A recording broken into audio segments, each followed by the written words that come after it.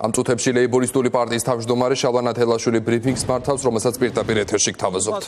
მეგობრებო, ოლიგარქმა აასრულა ქართველთა ყველა მტრის ისტორიული ოცნება საქართველო უკართველებოდ.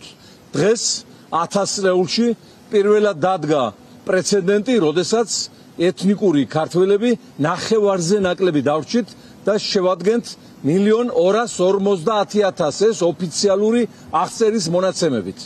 ივანიშვილი მოქმედებს პრინციპით, ჩემს შემდეგ ქვაზე არ დარჩენილა და მას სურს არავინ დარჩეს აქ პასუხის მომთხოვნი, რისთვისაც ფართოდ გაუხსნა კარი მთელს აზია-აფრიკას და დღეს უკვე 5 მილიარდამდე აზია-აფრიკელი უვიზოდ შემოდის საქართველოში, მათ შორის 1,5 მილიარდიანი ჩინეთი, 1,5 მილიარდიანი ინდოეთი, 250 მილიონიანი პაკისტანი, 200 მილიონიანი ნიგერია, 9 მილიარდიანი არაბული სამყარო, 200 მილიონიანი ბანგლადეში, ომანი, სუდანი, იემენი და ყველა ის ქვეყანა, საიდანაც ხალხი გაქცევაზეა და ჩვენ ვხედავთ ჩვენს ქალაქებში და ქუჩებში, როგორ შეიცვალა დემოგრაფიული ვითარება. სწორედ რამდენიმე საათის წინ პრეზიდენტმა ამერიკისა დონალდ ტრამპმა ხელი მოაწერა კანონს, რომლის თანახმადაც ყველა იმ ქვეყნის მოქალაქეებს,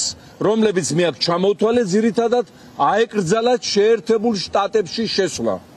სოფლიოს პირველზე სახელმწიფოს ეშინია დემოგრაფიული ექსპანსიის და ჩვენ პატარა ციცქნა ხალხი კავკასიის მთებქვეშ შეყუჟული, რომლის მთელი ისტორია მიმდინარეობდა ბრძოლებისათვის, რომ არ დაეშვათ აქ სხვა ჯიშის და ტომის შემოთესლება და დემოგრაფიულად გადარჩენილიყავით, დღეს ყოველგვარი ოკუპაციის და ომის გამოცხადების გარეშე შიდა მტერმა ჭორვილად და პუტინის გამოგზავნილმა აგვიცხადა საშინელი სიზმარის სახით.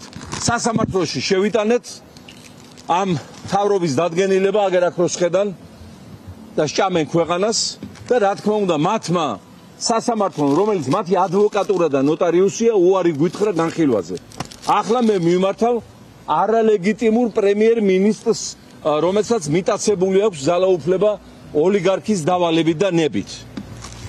საკუთარი სურვილით გააუქმეთ თქვენს მიერ ხელმოწერილი ორი ნორმატიული აქტი 2015 წლის 5 ივნისს და 2025 წლის 17 აპრილისა, რომლის თანახმადაც ვიმეორებ 5 მილიარდი აზია-აფრიკელი უპრობლემოდ უვიზოდ შემოდის საქართველოში.